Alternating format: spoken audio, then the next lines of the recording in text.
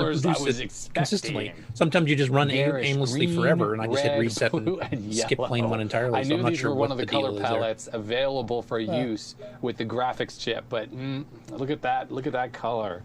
Skill 1. Okay, so this looks like maybe it's a defender. His joystick probably isn't working. So you can't control anything. Fighter side. I find it amusing though that he's got a CoCo 3 and he keeps running CoCo 1 and 2 games to show off the graphics. At least this game appears to be working properly though. And I'm bitching about that. And there's a game here called Downland, which looks like a cave type game. Okay, that's the original one. It might not work.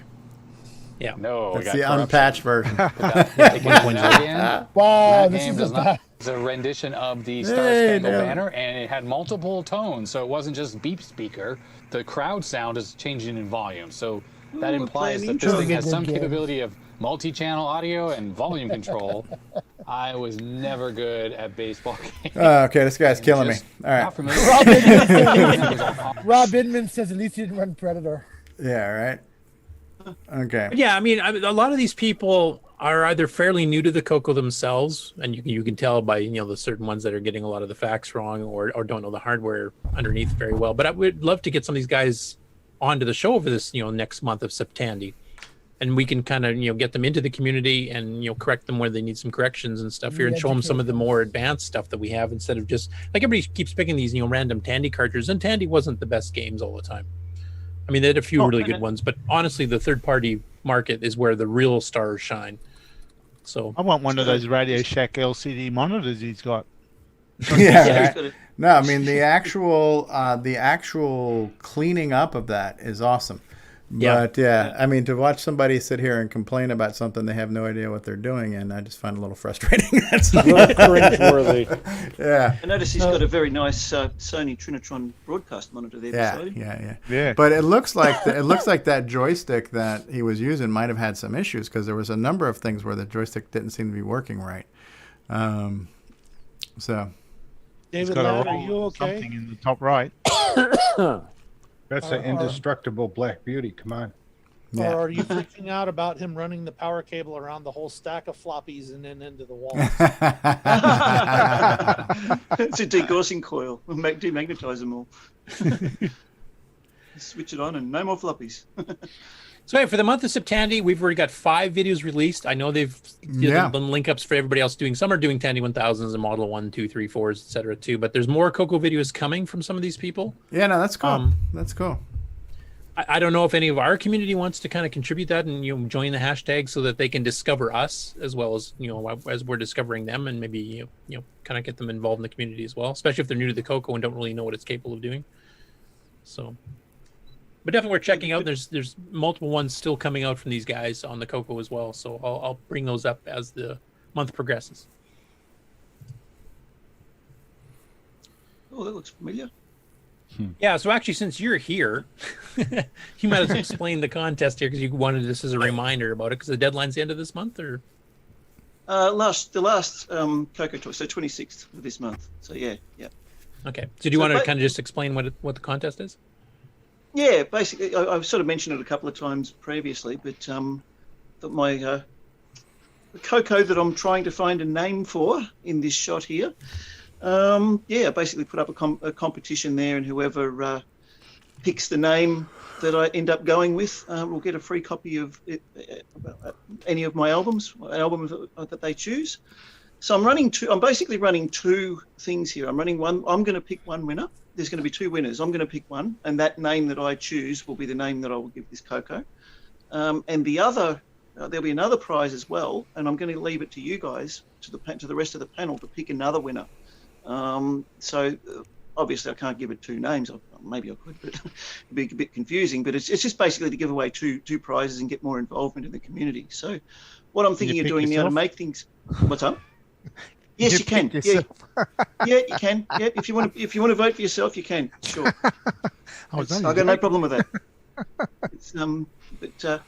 So what I'm going to do, I hope to do it this week, is put together a table of everybody who's picked names. I'll probably put them up on my 6809 CPU.com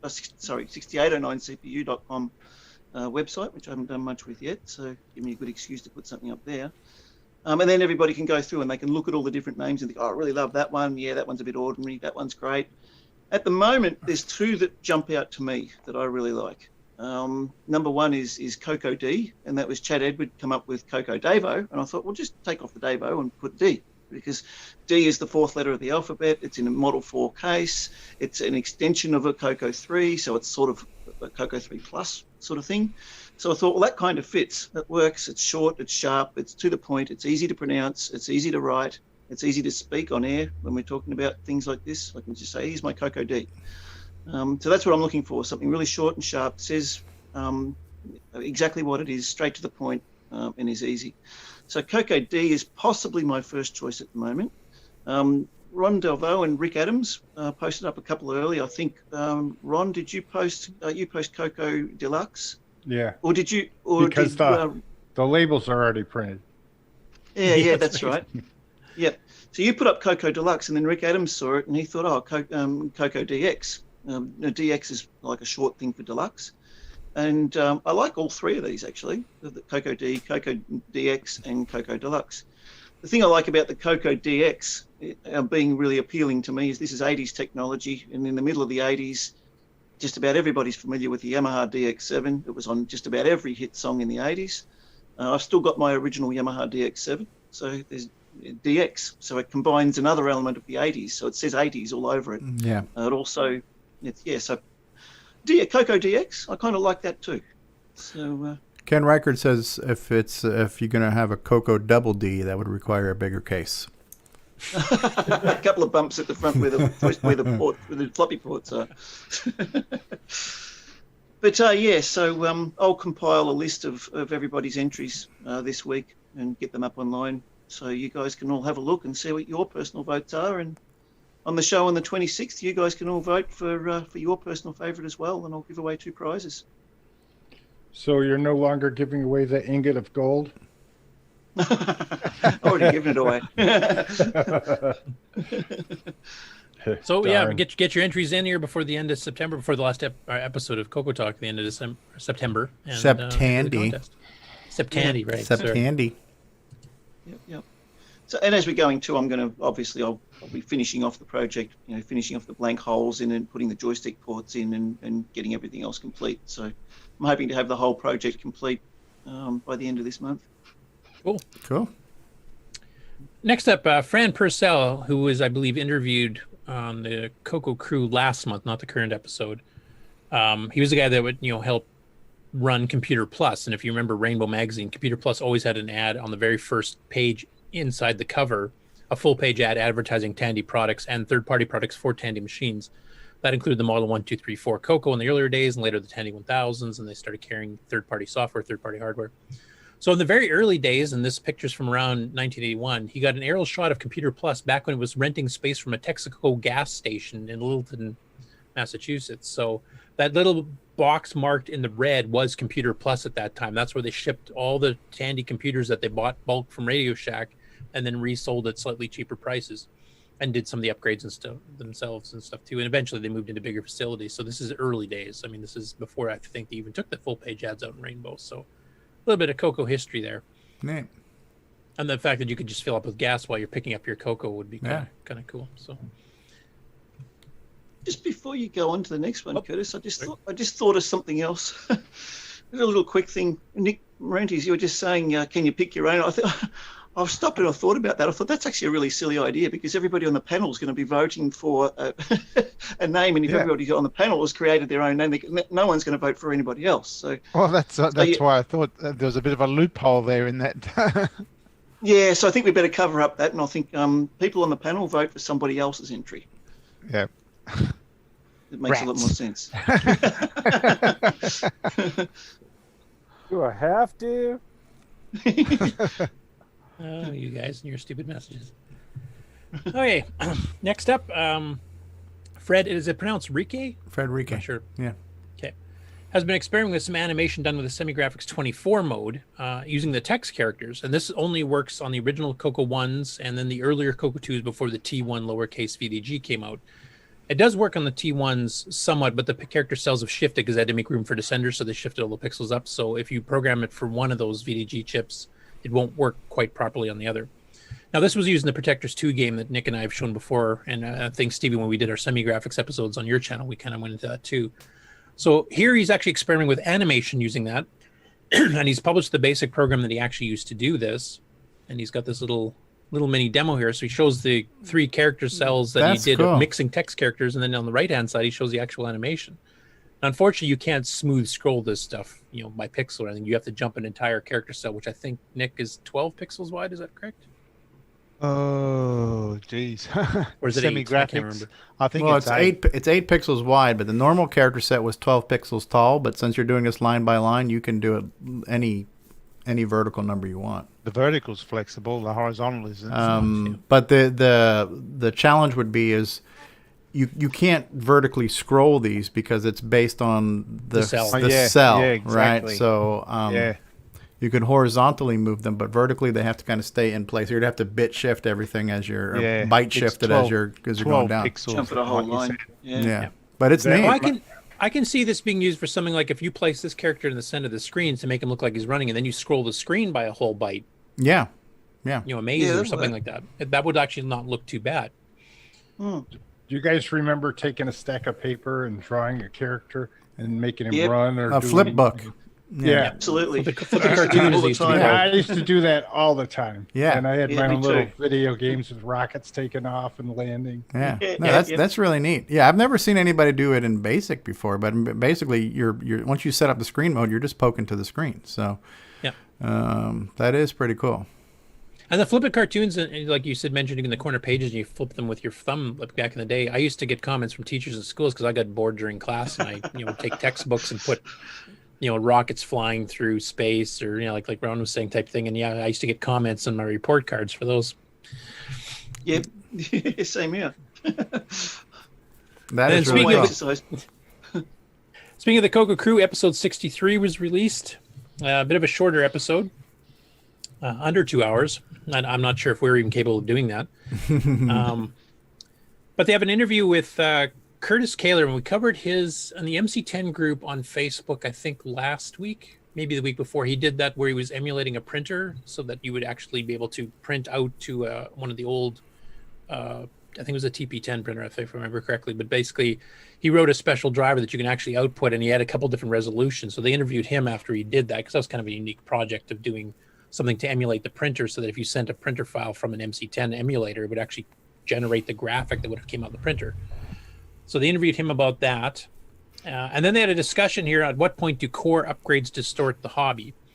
Which is kind of talking, when do you push the CoCo too far? Now, correct me if I'm wrong, Stevie, but this sounds awfully familiar. I think they've covered this exact topic before. When is a CoCo not a CoCo? Blah blah blah blah. Yeah. Yeah. So I don't even like that phrasing, distort the hobby. That seems to be kind of. It's a predilection that it's like it's a the bad hobby. thing. Yeah. But that's the topic. Okay.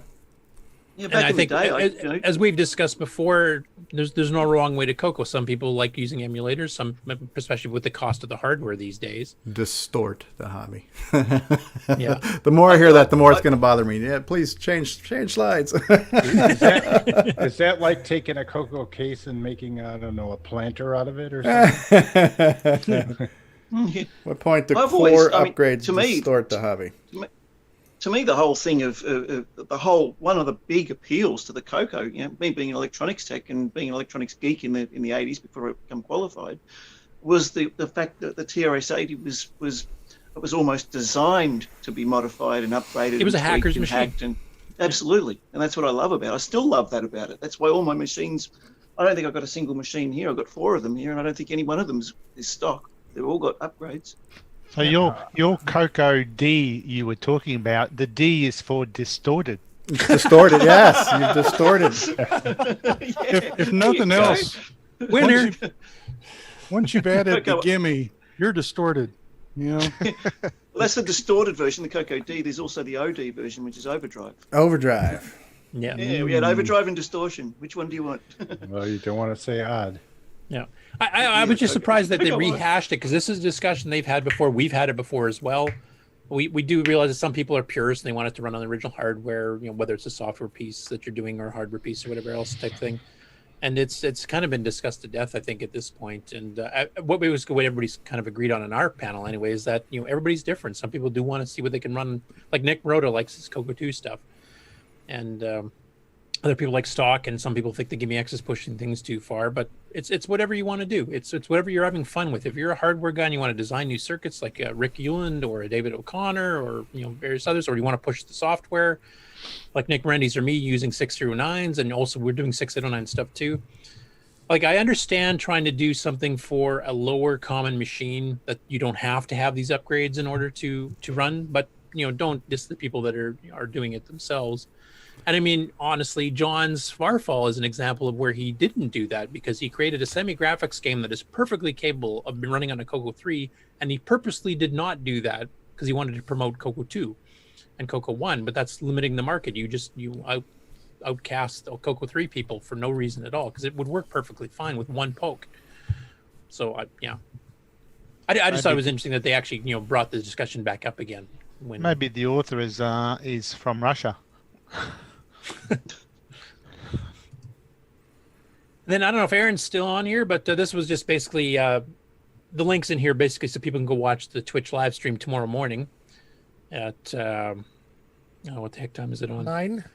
9 Eastern, I think. Yeah, because the ARG Presents, which is Amigos Retro Gaming, this is their show that is dedicated to all retro machines, and they pick some of the most obscure ones you've ever heard of. The Socrates VTech was one of them they actually did recently. But they pick, stuff from Europe, stuff from Japan, stuff from Australia, stuff from North America. Not necessarily common machines. Sometimes they have a hard time even trying to find an emulator for it. Yeah, Aaron says 9 a.m. Eastern Standard Time. 9 a.m. Eastern? Okay, cool. So tomorrow, it's the ARG, like I think I mentioned this before, like when the shows got shut down because Boat got his job at the university, they ended up, basically suspending multiple shows because they wanted to concentrate on what he had time to do, because he was doing a lot of learning of what he had to do for his job, etc. And they put 3 things on the wheel. They have this little spin wheel, and they have these little pie shaped things on it for different stickers, and there's themes based on game type, on genres, on computer systems, etc. And they put 3 up for the shows that were suspended, including the CoCo show. And for the first time since this started months ago, one of those pie pieces finally came up on the ones that they were trying to get the retro shows back for, bonus episodes type thing. And the CoCo happens to be the first one. So they're doing the Interbank Incident, which I think was Aaron's pick, and then Rad Warrior, which is the pick by Brent. So that'll be live on Twitch tomorrow morning. You can get in a chat there if you want to, add in some commentary, and then they'll release it later on YouTube. So, and I know Frodo has actually mentioned that this is also a game called The Sacred Armor of the Anti-Rad on some other platforms. So this was Rad Warrior was a multi-platform game like we were talking earlier on Canyon Climber type things. So just do some comparisons there. So catch that tomorrow. And then, as David was mentioning, he's going to a meeting for the Adelaide Retro Computing Group next Friday, and this is the actual ad for it. So any of you in Australia there who want to see if you can attend or something. Is it open, do you know, David, to anybody who wants to come, or do you have to kind of like prearrange to go? Or No, look, I think it's basically a Facebook group for it. There's 2. There's a group and a page, and I'm actually a member of the group. I think it's open to anybody who's interested in retro computing. It'll be good probably to get involved in the group and mention to the admins and whatnot. But yeah, I just simply replied to the guy who was posting about the cassettes in there and wanted somebody who had a CoCo to try them out on, and I got an invite to the meetup. So, but yeah, it's open to others. So anybody who's around the Adelaide area or whatever who wants to come along, welcome to come along. It's 6:30 on next Friday night. So 6:30 p.m. obviously. We'll look forward to your report and any videos you shoot at the show too, so we can kind of eavesdrop. Yep, cool. And then the last one I don't have a link for because we don't have all the details yet. That's one that Steve had mentioned earlier about the Glenside Color Computer Club having their virtual picnic on September 19th. Now, I forgot to ask Brian Schubring when he was on earlier. I don't think he's still on the panel right now. If he had any details as to, are they streaming on Zoom or YouTube? Yeah, it may have been discussed at the last Glenside meeting, which I missed, so I'll have to see if I can reach out. I did try to ping Eric Canales on Discord this morning. So I definitely want to at least, kind of plant the seed to let you know that that's going to be happening. As far as how to join it, that's to be determined, and that's the least complicated part of it all. It's just, I kind of just imagine, are we going to, everybody's going to do their own thing and just maybe virtually show off, hey, this is what I'm cooking, or I'm eating some hamburgers, or I'm having a peanut butter sandwich, whatever it is. But I thought it's kind of just a cool idea of, kind of social event that's, just a little different. The virtual CoCo Fest that we did, while it was not condoned by Glenside, it wasn't officially sanctioned as a Glenside event because they were kind of like, look, we don't want to make it seem like we're going to take sides and that we're going to make the Glenside show on this show versus another show or anything like that. So, we did the show just because I felt like it needed to be done. We weren't going to have a CoCo Fest, so we're going to do a CoCo Fest with or without permission. But like I say, it wasn't like they're denying this, but they just didn't say we're not going to say this wasn't a Glenside event. So I like the idea that that this is an official Glenside virtual event that they've decided to do and open it up to the public. So. And hopefully it'll You'll be be good. posting details, I assume, on Facebook, Discord. I guess so. Yeah, I just kind of need to start looking at that. I guess so. Hopefully there'll be some barbecuing and retro brighting. So. Yeah. Retro brighting your steak sandwich. That's it. While you're out there in the sunshine. And that is it for the news. Far out. Now, David Ladd, would you like to tell people what's up next? I don't know. Do we want to have what's next? Well, let's see here.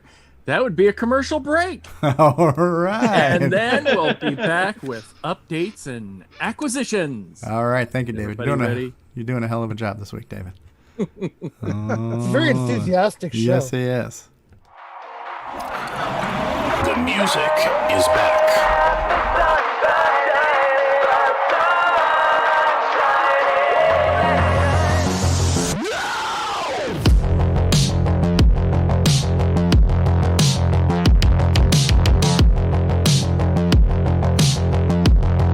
Maestro available now, only from Retro Innovations. Go 4retro.com. Hi, this is Eddie Zerbinski from beautiful Quebec City. Vous écoutez CoCoTALK.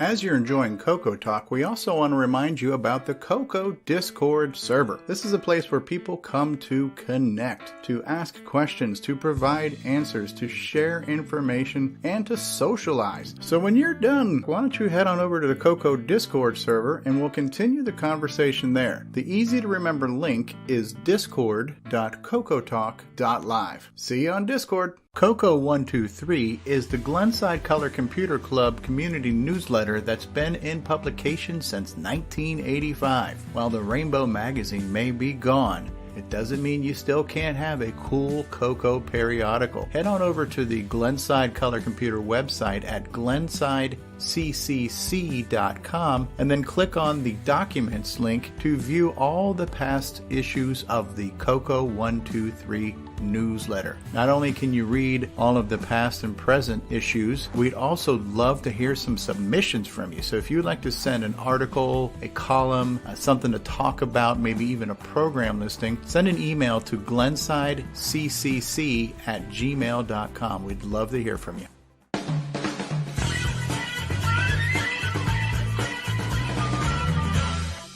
The CoCo World Map is a cool community resource where you can view coconuts from around the world. Head on over to map.cocotalk.live and see where your fellow coconutians happen to be living on the planet Earth. If you would like to submit yourself to be on the CoCo Map, send an email to cocotalk@cocotalk.live, and we look forward to seeing you on the CoCo Map.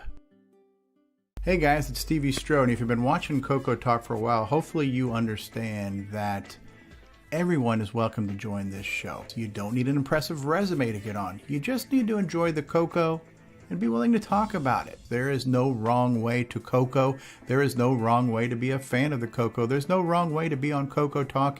You just have to want to talk CoCo. So if you would like to join us, then reach out to us on our Discord server, which is discord.cocotalk.live, or send an email to cocotalk@cocotalk.live, and let's get you on the show and let's talk about the CoCo. Hi, I'm Tim, and you're watching CoCoTALK Live. And I'm playing Daggereth online like that idiot from the book. Can you dial back on the condescension there as you respond there? No, we can't dial back. I like using your quote, but I'm not saying it properly. Oh, dear Dial God. back on the condescension. That's even better. Dear God, dear God, dear God. Well, I tell you what, this is what we're going to do right now. We're going to do some stuff here that's going to distort the hobby. So why don't we talk about project updates and acquisitions and what we've done to distort things this week? Why don't you... I got something to share real quick. Okay, Rondo, go ahead. All right, so I'm going to share my screen. Mm-hmm. And here it goes. Antonio made a... oh, I saw that. That was good. That was good. Oh. That is so awesome. And then going to see a fortune. I see a huge garage and old computers. Lots and lots of Jesus, that's a lot of old. Your poor wife. David Ladd voice. Say it again in the David Ladd voice. Jeez. I'm starting to sound like Scooby-Doo here, or Shaggy or something. Zoinks. I like the look that the Ron's digitized face even has. That kind of that sheepish. Yeah. Yeah, right. It really fit that cartoon well. Yeah, that's a lot. You're a poor wife. All right, that's it. Yeah, thanks for bringing that up, Ron. I saw that, and I forgot about it because I saw it earlier in the week, and that was hilarious. I actually laughed out loud when I saw that. Yeah, me too. And then somebody said I have it posted somewhere else. Somebody said, Antonio made you famous. He is pretty crafty. He did that one thing with me with the dancing demon where he put my face on the dancing demon. Yeah. The CoCo. Oh, dear God. Oh. Project updates and acquisitions. That's cool. Brian Weasler. This is a rhetorical question, but have you acquired anything this week that you want to show off to make us jealous with? Nope. Everything on eBay has been bought. It's all gone. Brian officially owns eBay now. Yes. You know, Brian. Yes, sir. Some of my stuff's missing, man.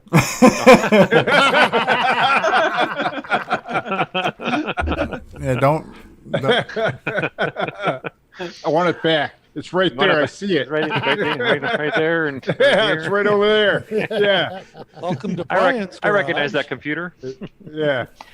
I guess just a couple things. I posted a picture yesterday on Facebook. I had bought these. I wanted to get some service manuals, and it came with a few other books that I already had, though. But I had posted on Facebook because the pictures were so nice. I don't know if you guys saw it or not, but when I opened the box, each individual book was wrapped in its own separate brown paper. That's nice. But the books that were in there that I wanted to get was one was a service manual here for the newer version of the multi-pack. Oh, cool. So that was nice. I wanted to get that one. And this was the main one I wanted to get. It's for the this would be like your 501, the floppy drive. Nice. I have a drive that needs some repair. Everything seems to work, but I just can't get it to read discs, and so I thought maybe I might tinker around. So that was kind of a nice one. The other books that came with it was this one here, which is. Oh, does that have the spine printing? Yes. Okay, none of mine do. I had multiple copies, and none of mine had a spine printing. Oh, really? Oh. Yeah. Okay, there's the blank. Interesting. Mm-hmm. Yeah. I think mine's got the spine printing on it too. So. Does it? Hey, Stevie, you want to sell it to him? And then it also came with the also in the group was the this one here, which I really like. Extended color. Yep. I like that one. And then here's a couple that I've had for a while, but I haven't really shown them yet. There was that series of books that Rainbow did. They had the this is one that I've had for a while though, but this was the Rainbow Book of Adventures. Nice. That's a cool one. And then Very they first came Adventure out contest. right, and then they came out with the second book. Yeah. And also the third book. I think I've got all of those thanks to all those CoCo nice. Fest auctions. There's a fourth too. It's blue, if I remember correctly. Yeah, that one's been eluding me. I've been looking for that one. And then also they had their book of simulations, which I recently got these two here. So the nice, yeah. The second book of simulations and the red book. So what's kind of cool about this orange one though is you know, you thumb through some of these names that are inside this book here, you know, and there's people that are just unfamiliar, you know, like there's this David Taylor and this Robert Thompson, you know, Curtis Boyle, some name in here, Curtis Boyle. I'm not sure. That might have been a misprint, maybe. I'm not sure, but that idiot's in the yellow simulations book too. Just oh, is he? Okay, okay. So is that different than L. Curtis Boyle though? Is there like another? No, I'm sorry, I mispronounced. No, there is an L in front of the Curtis here. So yes, that's the Curtis Boyle. The Curtis Boyle. That's right. So that's cool. How did that? Just real quick though, as a side note, Curtis, how did that work? Did you submit they submit those and they review them? As they have a panel? Do you know how that worked? Okay. Yeah, they had a panel, and then they'd publish the results of a panel, and they had these different subcategories, and they'd pick the top ones for certain categories. I never like placed first or anything. I was just one of the, the final 18 or whatever it was for each of the contests. Interesting. That's cool.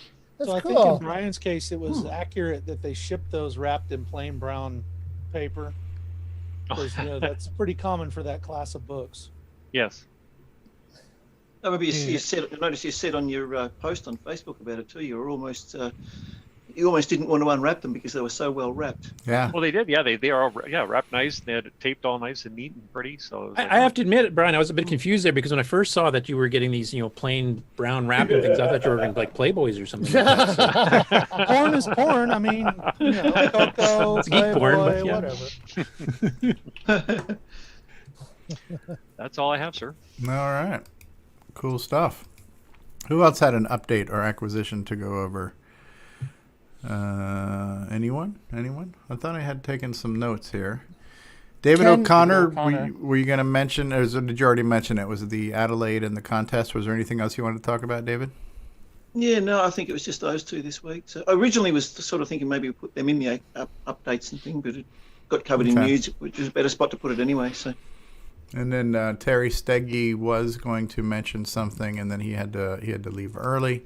So I do have one brief acquisition that is actually courtesy of our very own Brian Weasler. But when I see books that I'm interested in on eBay, I'll reach out to Brian first because I know he's like the book guy. So I'm like, hey, Brian, are you bidding on this or bidding on that? But there was one book I wanted in a batch of books, and it was this one right here. And so this is by Don Inman. These are the same guys, Don Inman and Kurt Inman. No relation to Rob Inman, but they did the assembly language graphics series. But this is a color computer graphics series, and it looks like it's mostly in BASIC. So it's got a lot of code on how to do stuff. So I guess Brian had an extra one, and he sent one to me. So thank you for doing that, Brian. Much appreciated. Welcome. Enjoy. Is that on the? Is that in the archive? That one? Good question. Not exactly sure about that one. Right, yeah, but yeah, the Inmans, the Don Inman book. So so looking forward to looking at that. And anybody else have a project update on what you've been working on? Patrick Eulin, you mentioned that you were 3D printing some bits and pieces for one of your things. Yeah, but my week's all about making this little piece a millimeter longer so it slides better, and this little piece a millimeter shorter so it doesn't turn off the power button every time I bump the machine. And just the really exciting, sexy part of electronic design this week. Considering that every reprint takes, another 20 minutes or so I can see how this one's Welcome to the wrong. grind. Now when you were first talking, when you first talk about it, when you spoke about it recently, and you were asking, I wonder if I should worry about, you're doing a 3-way switch for like joysticks and mice and high res interface. Now, and then the question came up: should we just focus on the Tandy high res interface, or should we do that other CoCo Max or whatever the hell it was called one? And I think a lot of people on Facebook kind of chimed in saying that the one program that needed that other interface had already been patched to use the standard Tandy interface. So I don't think you really need to pursue the whole multiple personality high res option. Did you see that feedback? Or maybe you're not on Facebook. I don't remember. No, I did see that, and they're entirely correct. It is Yeah. patched, so there's no real but in the process of the op amp that Tandy used is only available as a big old dip chip, and I want to make a tiny little logic board that people can put into whatever miscellaneous dongle they want to make. Okay. as opposed to this big chunky thing that's fun to solder together, and it'll probably be a great kit, but you know, it's only limited to the CoCo, where if I sort of extract the logic into a little surface mount board, stick it in all kinds of computers. Now, would this distort the hobby by any chance if I was to plug that into my CoCo? Oh yeah, we're distorting it like all kinds of. Like I say, once Tandy plopped the gimme into the 6809 design, it's distorted. So you know, let's go. Let's get some texture mapping in Fractalus and you know, stuff like that. So anyway, see this. Yeah, what see is this that? thing I've got in my hand? That's called a distorting iron. Distorting iron. Exactly. So yeah, I've also spent the week trying different op amps that are available in surface mount, you know, little quick size things, because that fits my master plan. So I know more about op amps than I should ever have learned, and I'll write up a little 1, 2, 3 article or something about the Tandy high-res interface, since I found out it's hard to find. It's out of all the CoCo crap I've got, that's the one thing that's hard to find now. Now, for me, who's not electronically minded, what is an op amp? Operational amplifier. Yeah, like a really good amplifier that has both a positive and negative input, so I can feed it 2 signals and let them fight out each other and do various clever things by feeding the output back into the positive input or the negative input. And anyway, that's why there's a whole article I wrote about it. Okay. But yeah, it's just a really good way to take a dirty signal, clean it up, change the way it acts, you know, make a square wave into a sawtooth, turn it back into a square wave again. And you can do all that for a quarter, 50 cents. Okay.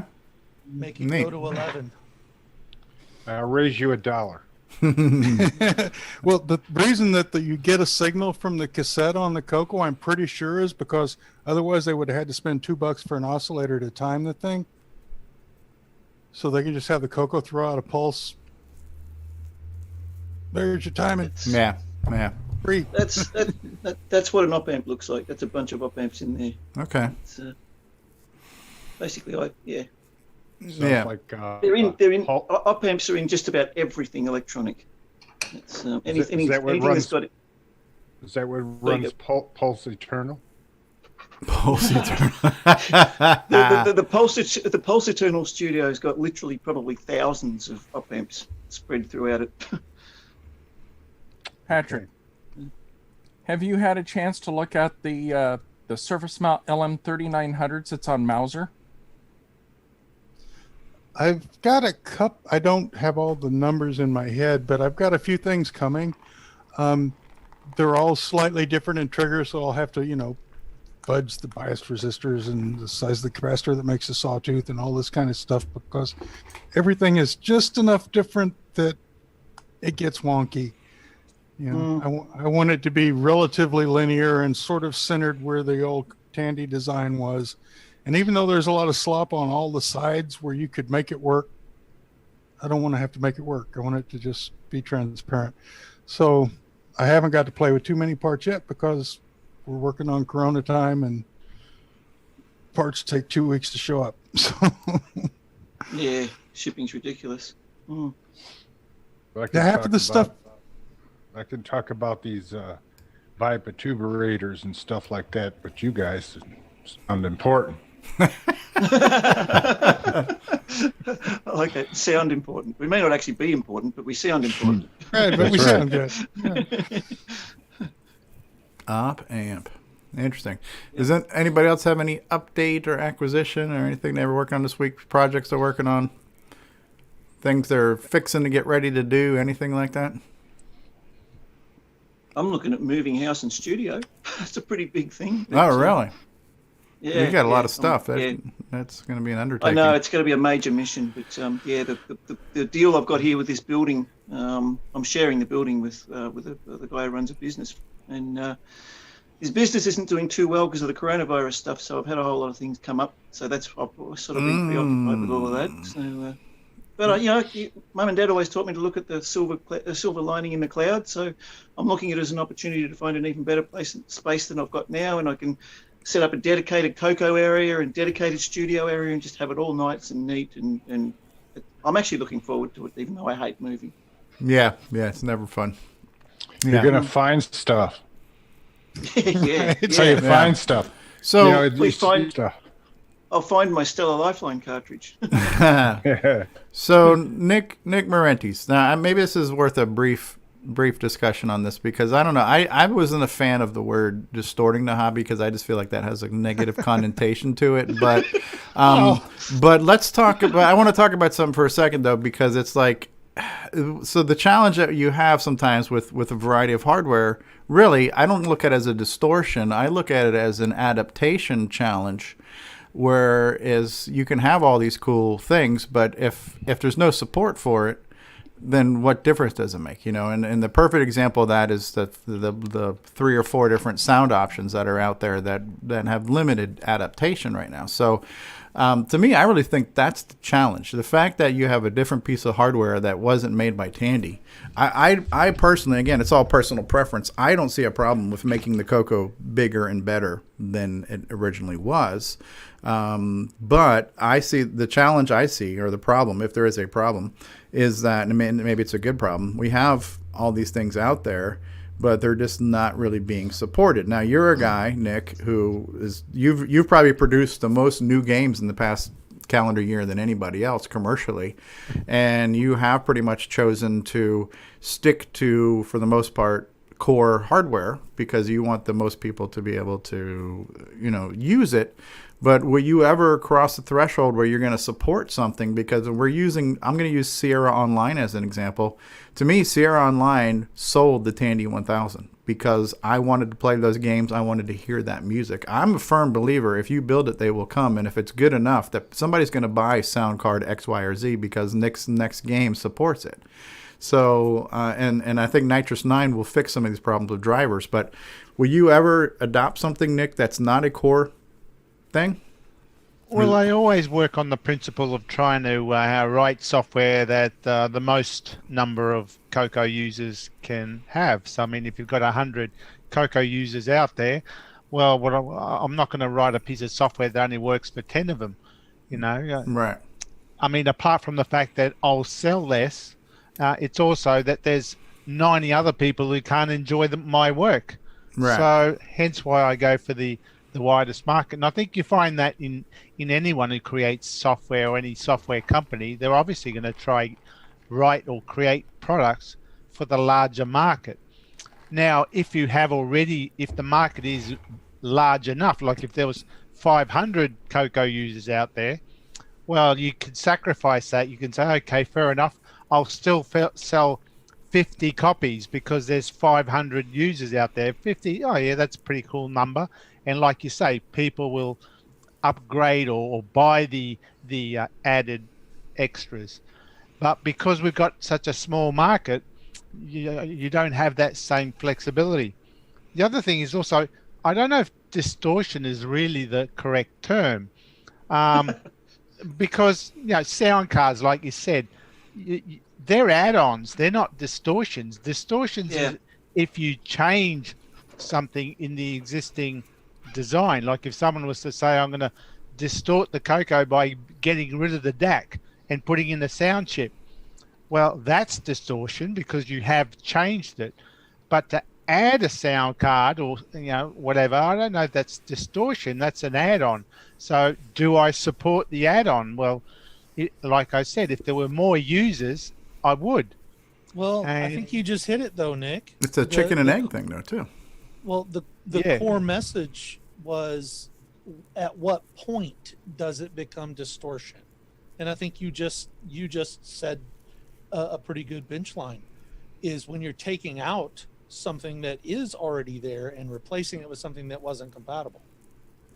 Yeah, well, that's distortion. What about where a lot of people have replaced the processor with a 6309, and then someone was to go and develop a game that is 6309 specific. Is that but you haven't taken away a 6809. It still runs 6809. You've added 6309. So it's like if you took an ARM chip and threw that in a CoCo Gunstar. instead. That's a different story. Well, that's different. Yeah, that's right. You Yeah. did write Gunstar though. Yeah, I did. And So I Gunstar wrote that doesn't to work. support the add-on. Yeah. Well, let me ask you this. So do you think the CoCo VGA falls into that category? Because it's really, it's No, going I think in line. that's Okay. an add-on as well. And then what about the Gimme X? The Gimme X? And that's an add-on as well. Okay. So that has... They're going to be backwards compatible with the existing. Yeah, as long as you maintain that's the the key. backward compatible.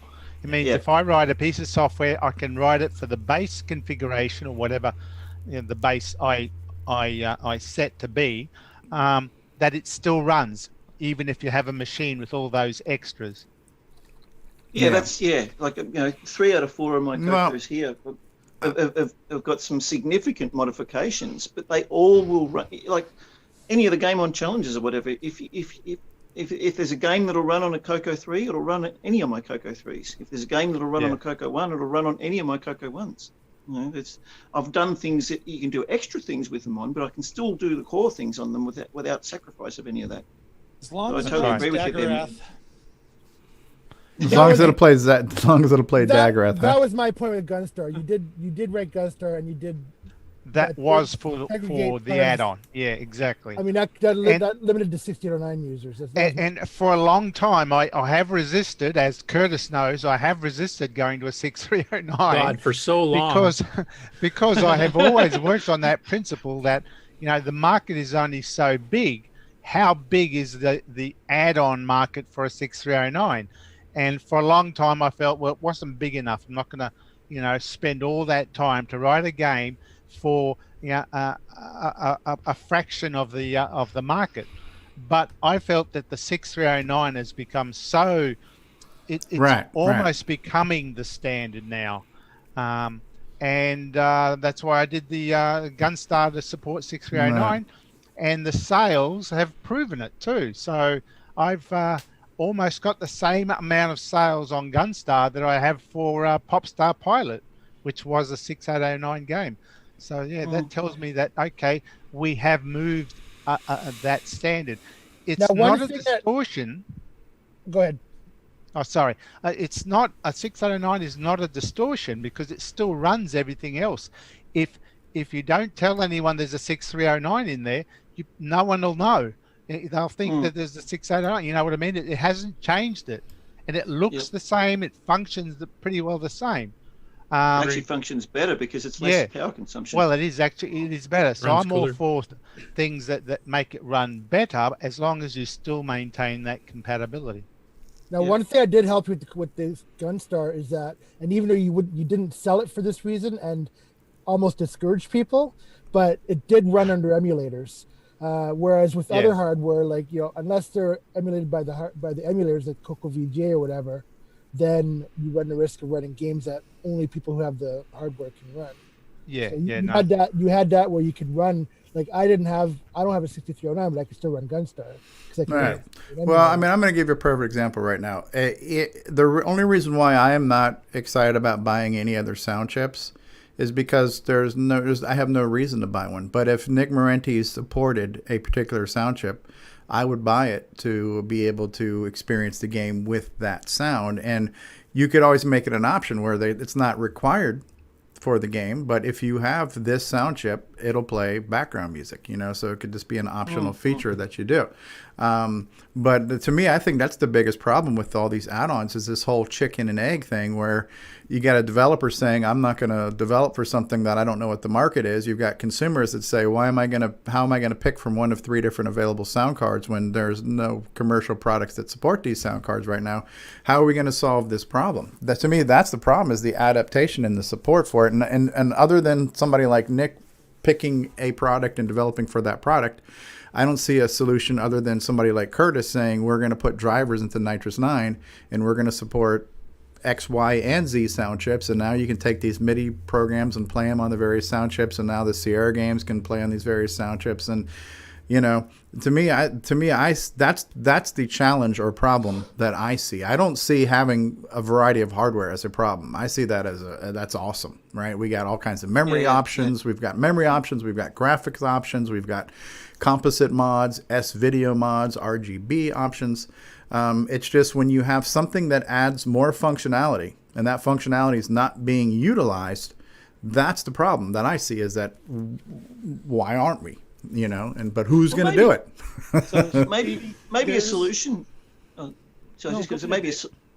Maybe a solution might be, or maybe one possibility to test the waters might be for hardware and software developers to collaborate together. Like, say, for example, CoCo VGA. So there's CoCo VGAs for sale.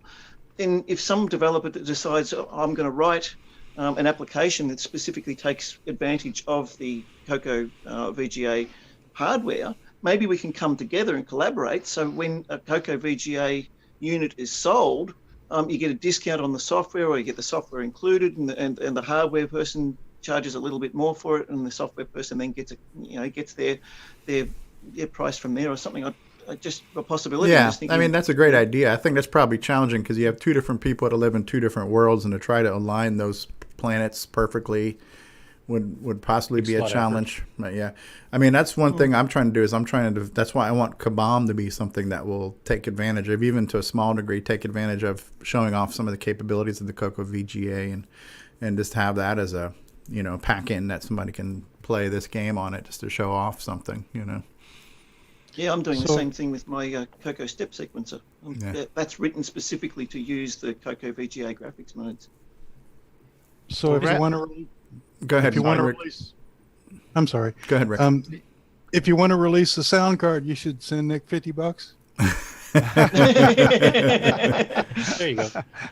Mr. Murphy, you were trying to say something here too, I believe. Well, so I'm going through this exact issue with the game that I'm porting, and I've been talking with Tom C. and some others about it. But so one of the problems that I've noticed is that there's more out there for these various options than is readily apparent. And the Game Master cartridge was the example that I ran into first. Is there's a lot more software out there that supports it than you would expect.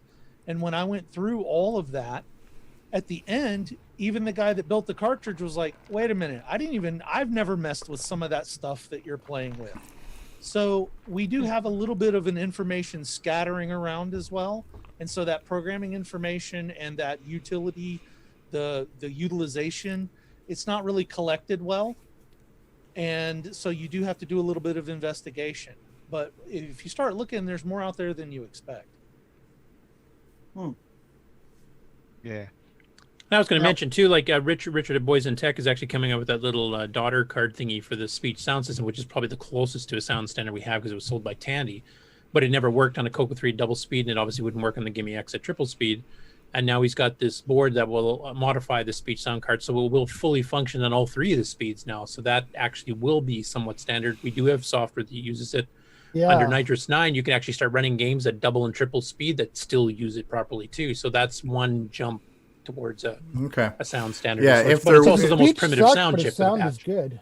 And the beauty of that is that of all the sound cards that are out on the market, the one that has sold the most, because it's had the last 40 years on the market, is the Tandy Sound and Speech Pack. So having that $12 whatever he's going to charge board for that, modifying the cartridge, it's good. It means you're going to get a lot more people with that sound card than any others eventually. And that particular chip in the Tandy cartridge is also used in several other cartridges as well. So once you've actually programmed a speech sound chip driver, you're almost just change the port number and you support a different card, and change the port number again and you support another card. So the core technology, there's really only 3 core technologies used in the hardware, and that's the DAC.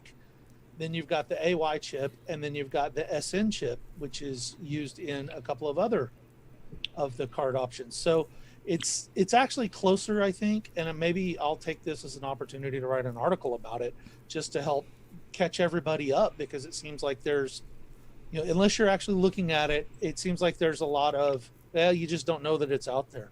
Oh, that's always seemed to be the case. There's a lot of informational vacuums. Everybody knows a little piece of a bigger picture, and unfortunately, that collective, cohesive picture is not always. And that's another challenge. I think in the 21st century, with the internet and online collaborations, we would be better at assembling this jigsaw puzzle. But somehow there's always seems to be missing pieces. So the speech and sound pack. The speech and sound pack at 2.8 megahertz, does it sound like chipmunks? No, it'll be the same. Oh. Yeah. It just lets the card run independently of the CoCo's clock, where before it was tied to it and would screw up and not operate properly. Oh, okay. Yeah, so that's the whole point of that add-on board, is to make it operate at the right speed.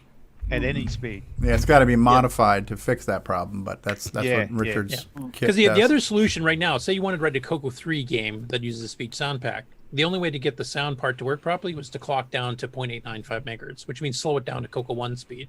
And CoCo 3, you've got graphics that take 4 or 5 times as much RAM that you have to move around than a CoCo 1 and 2 did. So now you're artificially slowing that down at half speed and trying to do it just to get some sound out of it. And it's quite frankly not worth it in most cases. Or digitize it. Yeah, and that's why I don't think there's any CoCo 3 specific program that uses a sound and speech pack, or at least for the sound anyway. Right. Yeah, right. For that reason. Because the speech part does work at the different clock speeds. It's the sound chip that doesn't. Well, what do you guys think? Go ahead, sorry. The programming interface on the speech sound pack comes with a really horrible caveat in the fact that you have to wait for a particular status bit to go live before you can do the next Now, thing. supposedly, if you talk to Tim Lindner, who's disassembled it and emulated it, he's saying you don't have to do that. There's a mode, there's a way to bypass that PIC and talk straight to the chips. I'll have to look through his site again. So Tim Lindner has disputed that claim multiple times, saying that's not true, that there is a way to do it. Is that guy from the book? Yeah. He's distorting the hobby. Too. He's distorting the hobby. He is distorting the hobby. I've seen his CoCo 3s. Yeah. They clean up real well. So let me ask you this though, because to me, I think one of the most compelling new things right now is the Word Pack 2. The fact that you've got basically an MSX in a cartridge where you've got multiple colors and multiple sounds. You got composite out, and what do you think that definition of that is? Is that an add-on, or is that a distortion? That's not an a distortion because the CoCo is unchanged. Yeah, and you still play the old CoCo games. It's not replacing. That's right. It's an add-on. Yeah. What you're distorting there is, I guess you could say, you're distorting the standard. You're not distorting the CoCo. So, yeah, you're not going to find much software supporting it. Well, again, this is a chicken and egg thing. Well, but I think what they're doing is they're porting the AGD stuff to that. So there's going to be a library of hundreds of games already for it. And again, I just have a feeling that until somebody writes a program for it, then it's never going to happen. And honestly, I think that's going to be one of my future projects. Once I learn assembly and once I learn how to invent wheels that don't need to be invented, like creating sprites and figuring out collision detection and doing all the bullshit you need to do because the computer doesn't have the right hardware, and I do that exercise, then I'm going to say, you know what? Now that I know how to use the 6809, why don't I use the processor to do what it's good at and use a sprite chip and a graphics chip and a sound chip to do what they're good at? And then I'm going to release a version of Cosmic Aliens for that. And again, if you need somebody to say F it, and I'm going to make something for this thing just to show that it can be done, and then hopefully other people will jump on board and say, yeah, now I want to buy a Word Pack, and now maybe I'll develop for the Word Pack, But I look forward to these new add-ons. And I just hope that more and more support will take place for them at some point in time. And I think they're only doing it. Okay. If you're only doing it as a hobby, just I'm going to write it and give it out for free, and I don't care how many people are going to run it. Yeah, that's fine. But if you're trying to see if you can make sales from it, well, how many people have that MSX cartridge at the moment? Say, no one.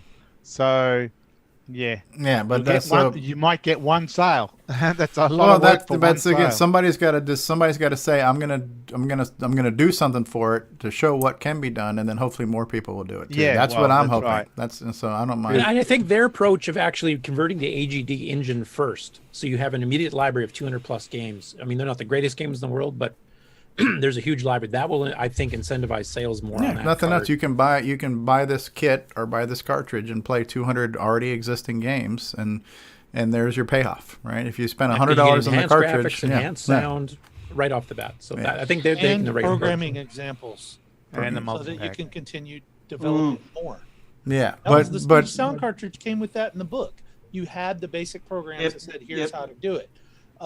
All these hobby hardware add-ons, sometimes you have to chase down the programming information. So a lot of it's out there, but some of it isn't, and then some of it is, "Hey, I made a piece of hardware. How do you use it? You don't even know." Yeah. All right, you just got your 4K CoCo back in 1980, and OS 9 was distortion. Yeah. Well, it was different, and Oh yeah, it was very different. it was made before the CoCo, though, but yet it's in something separate. Like what's Fusix or Fuzzix or whatever you call it? Is that a distortion too, or can you run programs with Fusix or whatever? Not with just 4K. How does that work? No, I know. No, Fusix is its own operating system. Yeah, I mean, you can run software. It's not like there's I don't know how many programs are out there for it, but I guess it would be kind of like Flex, right? Flex was an operating system for the CoCo, and if a program was written to run in the Flex operating system, then you could run that. As far as what the actual library for Fusix is, I'm not sure, but you could probably ask Brett Gordon. Fusix go ahead. Sorry. You're not going to run Fusix and play your cartridges or stuff that's been made to floppy with it or whatever. Well, no. Their own separate operating system, like Flex. It's kind of like Nitrous 9 programs. Yeah, like Nitrous 9 has got a bunch of games on it that you can play in Nitrous 9 or programs, software, right? So Nitrous 9 software is running in Nitrous 9. There's probably considerably more OS 9 software than there is Fusix software. But Fusix is a cross-platform operating system too. So while Brett's working on the CoCo version, there's other versions of Fusix running on other systems too. So I'm imagining there are a handful of. Didn't know that. Yeah, so I'm imagining there's a core set of applications and utilities that would work on all of them. Yes. Basically, it's a recompile. If you want to take something that was written on an Acorn or something like that, that's also running Fusix, you could recompile if it's written in C for the CoCo version, and it should theoretically work. Yeah. So, all right. Well, none of that's a distortion from RS radio. Oh, not an opera. No, that's software being they're loaded. just different That's, operating systems that's running not on the a same distortion, hardware. Yeah. It's like running DOS versus Windows 3.1 versus Yeah. Windows 98 versus Windows XP Yeah, versus so Windows. you're not distorting the hardware. You're just loading a Linux. different operating system. Yeah. Which is what you're meant to do with a computer. Yeah. You run software. No long-running computer system has ever survived by not adding on extra hardware, by not adding on extra software and operating systems. They die if you don't do that. I mean, that's true. Well, if the CoCo wouldn't have gotten far if they stuck to 4K of RAM, for example. Yeah, well, that's I mean, part of what limited the CoCo was Tandy's designs were based on saving themselves money. And if you want to stick to that philosophy, let's do things as cost efficiently as possible at the expense of functionality. Well, that's really a flawed approach, And when it comes to people designing things now, the last thing they want to do, well, obviously, if you want to sell something and you want to mass produce a circuit board, you want that to be cost effective, but you're not going to do designs that are limiting, And I think one of the nice things you have now is you've got the ability for people to develop circuit boards at a very rapid rate at a very low cost, and why limit yourself now? Sorry, Ron, go ahead. So paging memory is what saves things, because that's how we're able to use 8 megabytes on our CoCo 3, right? Paging all this 64K all the time.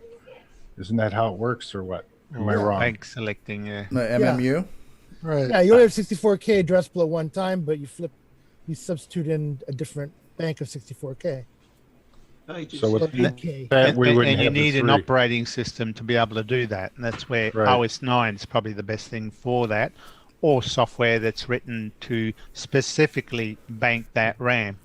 Nick Right. just Well, you said could- that? Yeah, Nick said Sorry? that. Nick actually said OS 9 was good for something. Off the You have it recorded, right? Yeah, Right. it is. Can we play There that is a- back? Off the record, yes. OS 9 is good.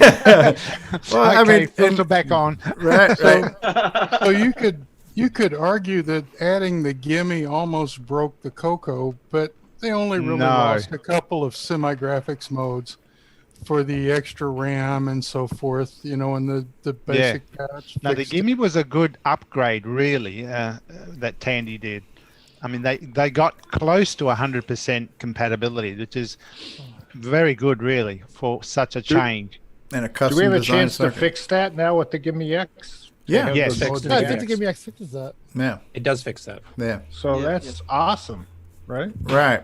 It's Well, that's as far as from a distortion. The Gimme X itself is as far from Yeah. distortion as you can get, because it's actually bringing back compatibility that was missing in the original adding Tandy design. compatibility. Yeah. Yeah. And look at the distortion I'm working on. That little high-res adapter is a way to get. Okay. That's the way to get around the 6-bit DAC in the CoCo 3 I by wonder if doing this CoCo- whole pulse width modulation instead of voltage feed. Yeah. So that's Tandy defeating their own hardware. So you know. in 20 years from now, we're going to have something that looks like a CoCo in the middle, and all these attachments. It's kind of like it's kind of like V'ger. Behind you, Ron. Yeah, it's like V'ger on Star Trek, right? It just became Just look bigger. behind you, right there. Yeah, And the multi-pack. That was Tandy's way of getting around the limitations. yeah, I'm crazy. going to have a look after this show and see if CoCoDistortion.com is available. Instead of CoCo Overdrive. yeah. Hashtag distort the hobby. That's my vote for the name of your machine, David. CoCo Distortion. CoCo D distortion, right? Well, Maybe but I will go with Coco D after all. So like all Curtis this was saying, and Steve was saying, I mean, right over my shoulder right here. I mean, here's 4K all the way down here, and all the different versions of the CoCo. I mean, Tandy was modifying it all along, Yeah. Well, they weren't modifying it. RAM No, I know. expansion is a pretty standard thing. Right. Yeah, Right. I'm not saying. I'm not trying to say modify, but like Yeah, yeah. Curtis was It's saying, an evolution. the evolution of the machine. So Yeah, Yeah. it's the configuration of the machine. Yeah. Like, What- did it distort the hobby? Did it No, I distort don't the think. hobby? No, not at all. No, it's add-ons. They were making changes. They were It doing things enabled to make it it. more cost-effective. Making the machine cheaper. And Both Tandy and third party did that. I mean, the Exactly. Colorware A-Bus products and the Eliminator by Frank Hogg and stuff. I mean, the whole point of a computer, like I said, it'll if you leave it stagnant and you don't expand on it, it will die. You have to Exactly. have some Yep, nope. future path to go to. Right, and Software and hardware, doesn't and matter. some of the updates really are quality of life updates, like being able to connect your CoCo to a modern display. That's a necessity, in my opinion. So things like composite mods, or the CoCo VGA, or the switcheroo with the RGB to SCART cable. In 20 years, real-time clock will be in something in the past. Right. And then the CoCo SDC, if anybody wants to say that that's a distortion, I mean, there's never in a million years would I consider trying to run my CoCo through nothing but physical floppies. That is the most inefficient way to do anything at this point in time. You know what I mean? Well, exactly. I mean, I'm also into woodworking as well, and I also belong to a local woodworkers group. And there's guys in the woodworkers group who are complete purists. They do nothing but with like hand planes and hand tools, and wouldn't plug a power tool into to make any project. And then there's guys on the other spectrum, that don't use the hand tools. They want to do everything with power tools and stuff like that. But at the end of the day, we always talk about we talk. It's kind of funny because we have some of these same discussions that we're having right now with the woodworkers group. And at the end of the day, we all get along, and the main thing is we're all doing something we love and we're having fun doing it. So Yeah. Here. Totally agree. Yeah.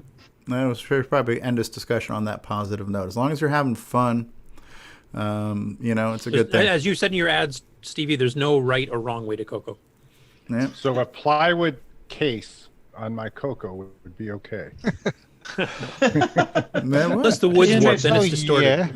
Yeah, in well, Arizona with no it still humidity. functions the same. It still It looks functions the same. stupid, but it still functions the same. It looks classic. Well, if you recall, so however you want to CoCo to your heart's content. So how about we run the outro? I put on a that? shellac on my CoCo yesterday. We'll be back for final thoughts after the outro. Thanks, guys. This concludes another episode of CoCoTALK, the world's leading live talk show featuring the Tandy Color Computer. For all things CoCoTALK, visit us on the web at cocotalk.live. We'd love to hear from you. Send feedback, suggestions, even segments via email to cocotalk@cocotalk.live. CoCoTALK is rocking the 8-bit world, keeping the Tandy flame alive. We may be mocked, but we'll never stop, 'cause CoCoTALK is rocking the 8-bit world.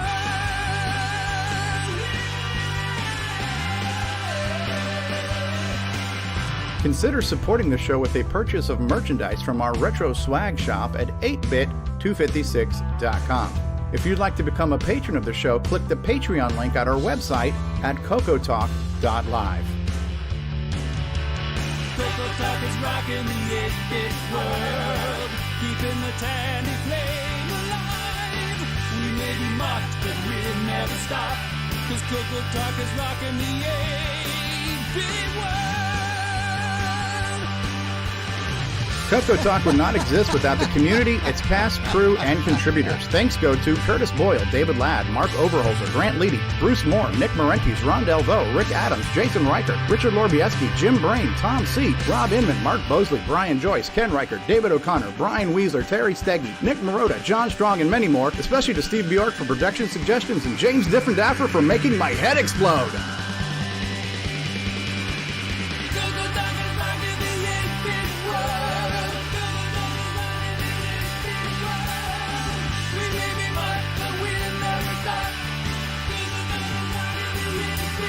Please help support the CoCo community by visiting some of its various contributors. A list of resources is available at imacoconut.com. That's imacoconut.com. The CoCoTALK theme song is copyright 2008 by D. Bruce Moore and Greg Sheeler. Mixed, mastered, and produced by D. Bruce Moore.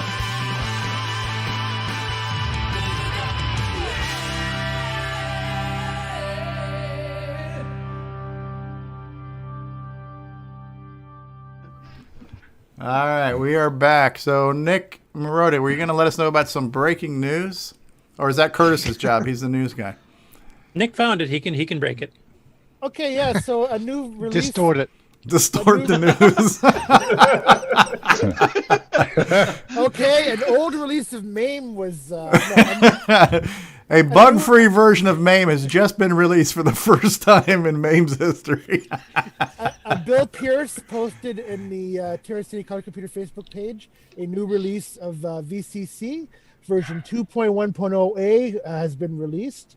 And they added a couple of features, including aspect ratio, force aspect in the windowed modes, which I guess will force it into a proper aspect ratio regardless of what your size is.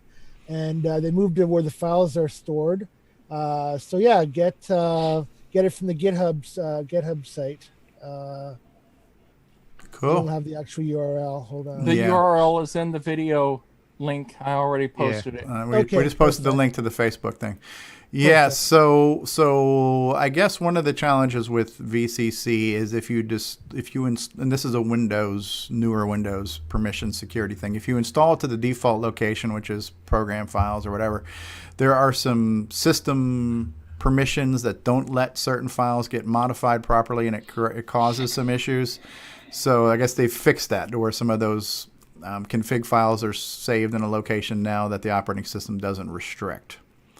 Yeah, a lot of programs are starting to use app data now instead of program files. And I never installed mine to that right location. I would just unzip them and put them somewhere else, so it's in a non-standard folder location. That's where I run I'm running all my emulators off my Google Drive, so it's like in a G drive /VCC or /MAME or something.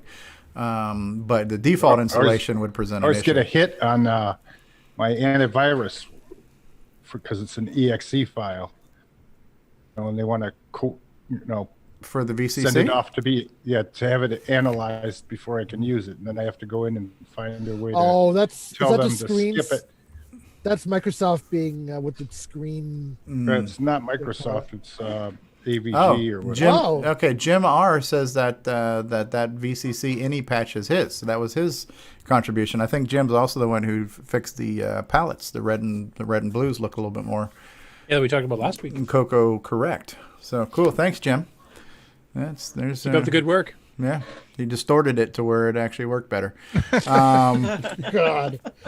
Well, it was distorted to start with. Trying to undistort it. Can you roll that disclaimer again that you played at the beginning? The views and opinions expressed by the panels are their own and do not necessarily reflect those of the CoCoTALK show, its cast, its crew, subsidiaries, or affiliates. Open minds encouraged. Sense of humor recommended.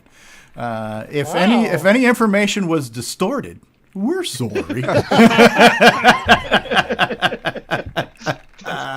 Love it. Oh, for the love of God! So, All right. So when you distribute this CoCoTALK, it's going to be distortion special. No. Oh, who knows? All right. It's time for final thoughts. David actually, this is David Ladd's job. He's the announcer. David, why don't you walk us through final thoughts? David Ladd. By the way, great job this week, David. Why, thank you, Stevie. It's been a pleasure to help everybody through this weekend's episode. You're sounding distorted, David. I just can't help from laugh. This has just been a distorted episode. Oh my From God. Distortion Lad. All right, we'll start with the the cranky one. Nick, go ahead. What's your final thoughts? Oh, me. I don't know. Yeah, it was all good. Nothing new. You caught me off guard. Crikey. That's easy to do, though. All right, Mark B. Oh, I'm getting kind of fried today. So parting thoughts have parted. All right. That's good. Patrick.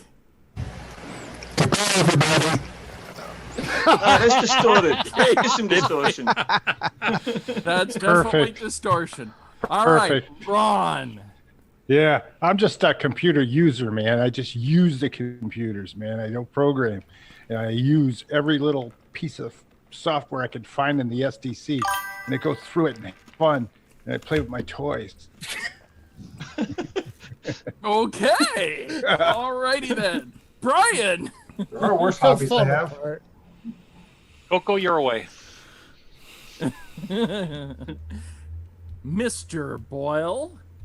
There's no wrong way to CoCo. Emulators, hardware, software, use everything you can, everything you want. We are working on drivers and stuff here to try to expand it so it's a bit easier for programmers to access some of these extra cards without having to learn the cards insides and outs. So, look for that in the future, but there's no wrong way to do it. Mr. Maroda.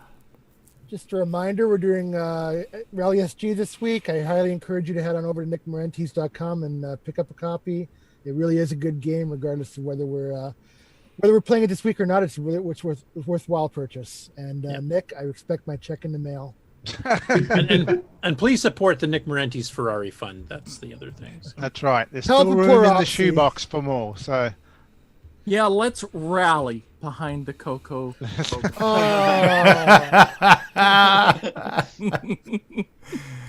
Mr. Murphy.